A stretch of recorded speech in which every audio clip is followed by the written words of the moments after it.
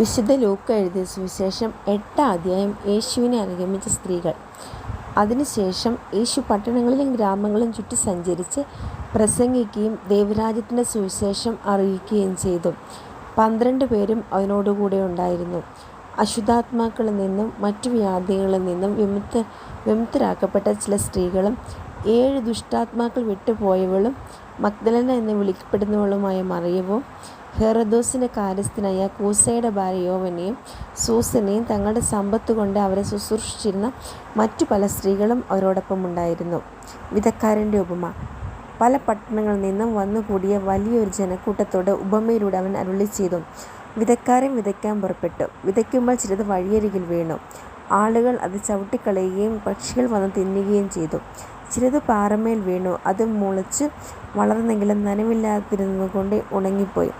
ചിലത് മുൾച്ചെടികൾക്കിടയിൽ വീണു. മുൾച്ചെടികൾ അതിനോടൊപ്പം വളർന്ന് അതിനെ ഞെരുക്കിക്കളഞ്ഞു. ചിലത് നല്ല നിലത്ത് വീണു.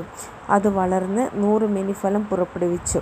തുടർന്ന് അവൻ സ്വരം ഉയർത്തി പറഞ്ഞു, കേൾക്കാൻ ചെവിയുള്ളവൻ കേൾക്കട്ടെ. ഉപമയുടെ വിശദീകരണം. ഈ ഉപമയുടെ അർത്ഥമെന്ത് എന്ന് ശിഷ്യന്മാർ അവനോട് ചോദിച്ചു.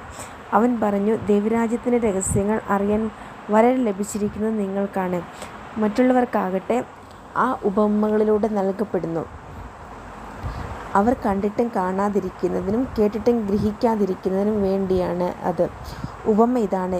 വിത്ത് ദൈവവചനമാണ്. ചിലർ വചനം ശ്രവിച്ചെങ്കിലും അവർ വിശ്വസിക്കുകയോ രക്ഷപ്പെടുകയോ ചെയ്യാതിരിക്കാൻ വേണ്ടി പിശാച് വന്ന് അവരുടെ ഹൃദയങ്ങളിൽ നിന്ന് വചനം എടുത്തു കളയുന്നു. ഇവരാണ് വഴിയരികിൽ വീണ വിത്ത്. പാറയിൽ വീണത് വചനം കേൾക്കുമ്പോൾ സന്തോഷത്തോടെ അത് സ്വീകരിക്കുന്നവരാണ്. എങ്കിലും അവർക്ക് വേരുകളില്ല. അവർ കുറേ നാളത്തേക്ക് വിശ്വസിക്കുന്നു, എന്നാൽ പ്രലോഭനങ്ങളുടെ സമയത്ത് അവർ വീണു പോകുന്നു. മുള്ളുകളുടെ ഇടയിൽ വീണത് വചനം കേൾക്കുന്നെങ്കിലും ജീവിതക്ലേശങ്ങൾ, സമ്പത്ത്, സുഖഭോഗങ്ങൾ എന്നിവ വചനത്തെ ഞെരുക്കിക്കളയുന്നതുകൊണ്ട് ഫലം പുറപ്പെടുവിക്കാത്തവരാണ്. നല്ല നിലത്ത് വീണതോ വചനം കേട്ട് ഉത്കൃഷ്ടവും നിർമ്മലവുമായ ഹൃദയത്തിൽ അത് സംഗ്രഹിച്ച് ക്ഷമയോടെ ഫലം പുറപ്പെടുവിക്കുന്നവരാണ്. ദീപം മറച്ചു വയ്ക്കരുത്. ആരും വിളക്ക് കൊളുത്തി പാത്രം കൊണ്ട് മൂടുകയോ കട്ടിലിനടിയിൽ വയ്ക്കുകയോ ചെയ്യുന്നില്ല. മറിച്ച് അകത്ത് പ്രവേശിക്കുന്നവർക്ക് വെളിച്ചം കാണാൻ അത് പീഠത്തിന്മേൽ വയ്ക്കുന്നു. മറഞ്ഞിരിക്കുന്നതൊന്നും വെളിപ്പെടാതിരിക്കുകയില്ല. അറിയപ്പെടാതെയും വെളിച്ചത്ത് വരാതെയും ഇരിക്കുന്ന രഹസ്യവുമില്ല. ആകയാൽ നിങ്ങൾ എപ്രകാരമാണ് കേൾക്കുന്നതെന്ന് സൂക്ഷിച്ചുകൊള്ളുവിൻ. എന്തെന്നാൽ ഉള്ളവന് പിന്നെയും നൽകപ്പെടും, ഇല്ലാത്തവനിൽ നിന്ന് ഉള്ളത് ഉണ്ടെന്ന് അവൻ വിചാരിക്കുന്നതുകൂടെ എടുക്കപ്പെടും. യേശുവിൻ്റെ അമ്മയും സഹോദരരും. അവൻ്റെ അമ്മയും സഹോദരരും അവനെ കാണാൻ വന്നു. എന്നാൽ ജനക്കൂട്ട നിമിത്തം അവൻ്റെ അടുത്ത് എത്താൻ കഴിഞ്ഞില്ല. നിൻ്റെ അമ്മയും സഹോദരരും നിന്നെ കാണാൻ ആഗ്രഹിച്ച് പുറത്ത് നിൽക്കുന്നു എന്ന് അവർ അവനെ അറിയിച്ചു. അവൻ പറഞ്ഞു, ദൈവവചനം ശ്രവിക്കുകയും അതനുസരിച്ച് പ്രവർത്തിക്കുകയും ചെയ്യുന്നവരാണ് എൻ്റെ അമ്മയും സഹോദരരും. കൊടുങ്കാറ്റിനെ ശാന്തമാക്കുന്നു. ഒരു ദിവസം യേശുവും ശിഷ്യന്മാരും വഞ്ചിയിൽ കയറി, നമുക്ക് തടാകത്തിൻ്റെ മറുകരയ്ക്ക് പോകാം എന്ന് അവൻ പറഞ്ഞു. അവർ പുറപ്പെട്ടു. അവർ തുഴഞ്ഞുകൊണ്ടിരുന്നപ്പോൾ അവൻ ഉറങ്ങുകയായിരുന്നു. അപ്പോൾ തടാകത്തിൽ കൊടുങ്കാറ്റുണ്ടായി.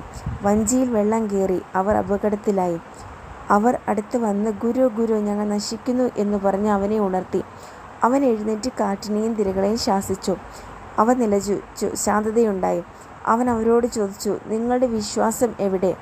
അവർ അത്ഭുതത്തോടെ അന്യോന്യം പറഞ്ഞു, ഇവൻ ആരാണ്? കാറ്റിനോടും വെള്ളത്തോടും ഇവൻ കൽപ്പിക്കുകയും അവ അനുസരിക്കുകയും ചെയ്യുന്നല്ലോ. പിശാച് ബാധിതനെ സുഖപ്പെടുത്തുന്നു. അതിനുശേഷം അവർ ഗലീലയ്ക്കെതിരായുള്ള ഗരസേനരുടെ നാട്ടിലെത്തി. അവൻ കരയ്ക്കിറങ്ങിയപ്പോൾ പിശാച് ബാധയുള്ള ഒരുവൻ ആ പട്ടണത്തിൽ നിന്ന് അവനെ സമീപിച്ചു. വളരെ കാലമായി അവൻ വസ്ത്രം ധരിക്കാറില്ലായിരുന്നു. വീട്ടിലല്ല, ശവക്കല്ലറയിലാണ് അവൻ കഴിഞ്ഞുകൂടിയിരുന്നത്. യേശുവിനെ കണ്ടപ്പോൾ അവൻ നിലവിളിച്ചുകൊണ്ട് അവൻ്റെ മുമ്പിൽ വീണ് ഉറക്കെ പറഞ്ഞു, യേശുവേ, അത്യുന്നതനായ ദൈവത്തിൻ്റെ പുത്ര, നീ എന്തിന് എൻ്റെ കാര്യത്തിൽ ഇടപെടുന്നു? എന്നെ പീഡിപ്പിക്കരുതെന്ന് ഞാൻ നിന്നോട് അപേക്ഷിക്കുന്നു.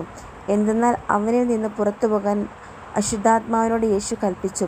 പലപ്പോഴും അശുദ്ധാത്മാവ് അവനെ പിടികൂടിയിരുന്നു. ചങ്ങലകളും കാൽവിലങ്ങുകളും കൊണ്ട് ബന്ധിച്ചാണ് അവനെ സൂക്ഷിച്ചിരുന്നത്. എന്നാൽ അവൻ അതെല്ലാം തകർക്കുകയും വിജന സ്ഥലത്തേക്ക് പിശാച് അവനെ കൊണ്ടുപോവുകയും ചെയ്യുമായിരുന്നു. യേശു അവനോട്, നിൻ്റെ പേരെന്ത് എന്ന് ചോദിച്ചു. ലെഗിയോൺ എന്ന് അവൻ പറഞ്ഞു. എന്തെന്നാൽ അനേകം പിശാചുക്കൾ അവനെ പ്രവേശിച്ചിരുന്നു. പാതാളത്തിലേക്ക് പോകാൻ തങ്ങളോട് കൽപ്പിക്കരുതെന്ന് ആ പിശാചുകൾ അവനോട് യാചിച്ചു. വലിയ ഒരു പന്നിക്കൂട്ടം കുന്നിൻപുറത്ത് മേയുന്നുണ്ടായിരുന്നു. ആ പന്നികളെ ആവേശിക്കാൻ തങ്ങൾ അനുവദിക്കണമെന്ന് പിശാചുക്കൾ അപേക്ഷിച്ചു. അവൻ അനുവദിച്ചു. അപ്പോൾ അവ ആ മനുഷ്യനെ വിട്ട് പന്നികളിൽ പ്രവേശിച്ചു. പന്നികൾ കിഴക്കാൻ തൂക്കായ തീരത്തിലൂടെ തടാകത്തിലേക്ക് പാഞ്ഞു ചെന്ന് മുങ്ങിച്ചത്തു. പന്നികളെ മേയിച്ചു കൊണ്ടിരുന്നവർ ഈ സംഭവം കണ്ട് ഓടിച്ചെന്ന് പട്ടണത്തിലും ഗ്രാമപ്രദേശങ്ങളിലും വിവരം അറിയിച്ചു. സംഭവിച്ചതെന്തെന്ന് കാണാൻ ജനങ്ങൾ പുറപ്പെട്ട് യേശുവിൻ്റെ അടുത്ത് വന്നു. പിശാച് ബാധയിൽ നിന്ന് വിമോചിതനായ ആ മനുഷ്യൻ വസ്ത്രം ധരിച്ച് സുബോധത്തോടെ യേശുവിൻ്റെ കാൽക്കൽ ഇരിക്കുന്നത് കണ്ട് അവർക്ക് ഭയമായി. പിശാച് ബാധിതന് എങ്ങനെ സുഖപ്പെട്ടു എന്ന് അത് കണ്ട ആളുകൾ അവരെ അറിയിച്ചു.